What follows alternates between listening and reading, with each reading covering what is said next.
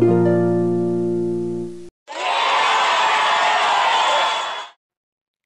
could not find any six Penney entrance.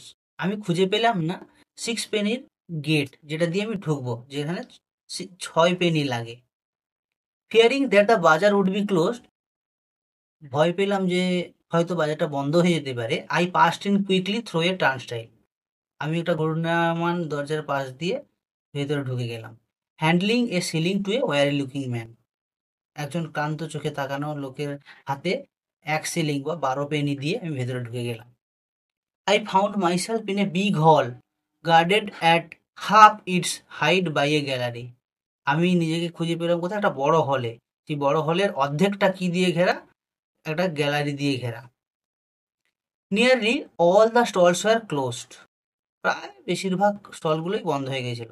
The greater part of the hall was in darkness, হলের যে সবচেয়ে বড় অংশটা সেটা অন্ধকারের মধ্যে ছিল।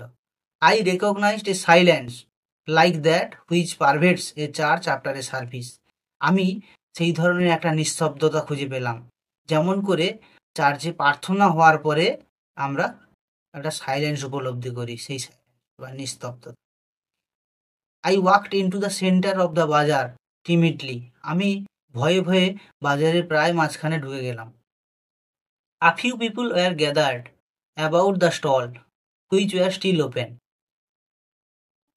বেশ কয়েকজন লোক তারা কি করছিল, একটা স্টল খোলা ছিল, সেই স্টলের সামনে জড়ো হয়ে কথাবার্তা বলছিল। Before a curtain over which the word Cafe Chantant were written in coloured lamps, একটা কার্টেনের সামনে যেখানে কেপ চ্যান্ট্যান্ট কথাটা লেখা ছিল কালার ল্যাম্প দিয়ে, কালার বাতি দিয়ে। Two men were counting money on a salver, একটা থালার উপর দুইজন লোক কি করছিল, টাকা পয়সা গুনছিল। I listened to the fall of the coins, আমি তাদের কয়েনের আওয়াজ পড়ার শব্দটা শুনতে পাচ্ছিলাম। Remembering with difficulty why I had come, খুব কষ্টের সাথে মনে করলাম যে আমি কি জন্য এসেছি। I went over to one of the stalls and examined porcelain vases and flower tea sets, আমি তাহলে যে সমস্ত স্টলগুলো ওপেন ছিল তার মধ্যে একটাতে গেলাম এবং চীনামাটির যে টবগুলো ছিল, ভেসগুলো ছিল, সেই ভেসগুলো পরীক্ষা করলাম এবং আরও ফ্লাওয়ার যে টি সেট রয়েছে, মানে চায়ের যে পাত্রগুলো তার উপর ফ্লাওয়ারের ছাপ দেওয়া, সেই ছাপ দেওয়া পাত্রগুলো দেখতে লাগলাম। At the door of the stall a young lady was talking and লাফিং উইথ টু ইয়ং জেন্টেলম্যান, স্টলটার দরজার সামনে একজন যুবতী দাঁড়িয়ে কথা বলছিল এবং হাসাহাসি করছিল দুইজন লোকের সাথে, জেন্টেলম্যানের সাথে। I remark their English accents, আমি তাদের ইংলিশ অ্যাকসেন্টটাকে লক্ষ্য করলাম। And listened vaguely to their conversation, খুব অস্পষ্টভাবে তাদের যে কথাবার্তা সেটা শুনলাম। O I never said such a thing, O না, আমি কখনোই এই কথাটা বলিনি। ও বাট ইউ ডিড, হ্যাঁ তুমি বলেছো। ও বাট আই ডিড, না আমি বলিনি। ডিডন্ট শি সে দ্যাট, সে কথাটা বলেনি কি? ইয়েস আই হার্ড হার, হ্যাঁ আমি তাকে বলতে শুনেছি। ও দেয়ার্স আফিফ, না না ওটা মিথ্যে। Observing me the young lady came over and asked me did I wish to by anything, আমাকে দেখে যুবতী আমার কাছে এলো, আমাকে জিজ্ঞাসা করলো যে আমি কোনো কিছু কিনতে চাই কিনা। The tone of her voice was not encouraging, তার কথাবার্তার যে টোনটা ছিল তাতে মনে হচ্ছিল যে বিক্রি করার যেন ইচ্ছেটা নেই। She seemed to have spoken to me out of sense of duty, দায়িত্বের বসে বলতে হয় বললাম আর কি, তাই তাই তিনি এরকমভাবেই জিজ্ঞাসা করছিলেন। I looked humbly at the great jars, আমি খুব মনোযোগের সাথে হ্যাঁ সুন্দর জারগুলো দেখছিলাম। That stood like eastern guards at either side of the dark entrance to the stall and murmured, যেটা সেই জারটা কেমনভাবে দাঁড়িয়েছিল, ইস্টার্ন গার্ডের মতো। Either side of the dark entrance মানে ঢোকার মুখে কেমনভাবে দাঁড়িয়েছিল, ইস্টার্ন গার্ডের মতো।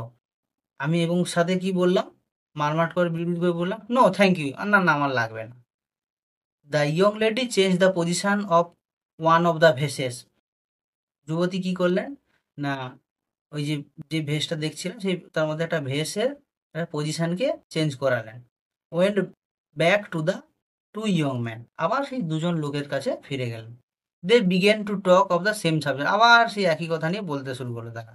One or twice the young lady glance at me over her shoulder, একবার অথবা দুবার ওই যে যুবতী ঘাড় ঘুরিয়ে আমাকে দেখলেন।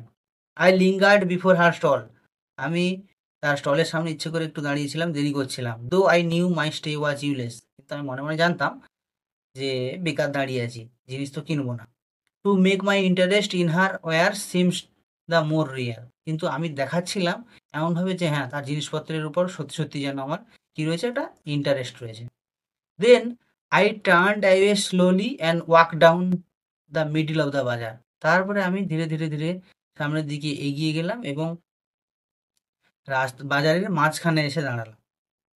I allowed the 2 pennies to fall against the 6 penny in my pocket. আমার পকেটে রাখা 6 পেনি টাকার উপরে আমি আমার 2 পেনি টাকাটা কি করে দিলাম, রেখে দিলাম। I hard a voice from one end of the gallery. আমি গ্যালারির একটা এন্ড থেকে একটা আওয়াজ শুনতে পেলাম। That the light was out. সেই আওয়াজটা কি বললো, যে আলো চলে গেছে। The upper part of the hall was now completely dark. হলের উপরের অংশটা পুরোপুরি অন্ধকারে এখন আজ রয়েছে।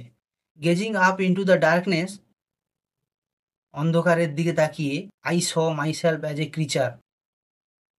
আমি নিজেকে খুঁজে পেলাম এক ধরনের প্রাণী হিসেবে বা ক্রিচার হিসেবে। ড্রিভেন অ্যান্ড ডিরাইডেড বাই ভ্যানিটি, যে তাড়িত হয়েছে এবং ডিরাইড বা মকড হয়েছে বাই ভ্যানিটি, তার ভ্যানিটির দ্বারা। ভ্যানিটি মানে এখানে জেদ বা অহংকার, সেটা বলতে। My eyes burned with anguish and anger, আমার চোখ জ্বলছিল ক্ষোভে এবং রাগে।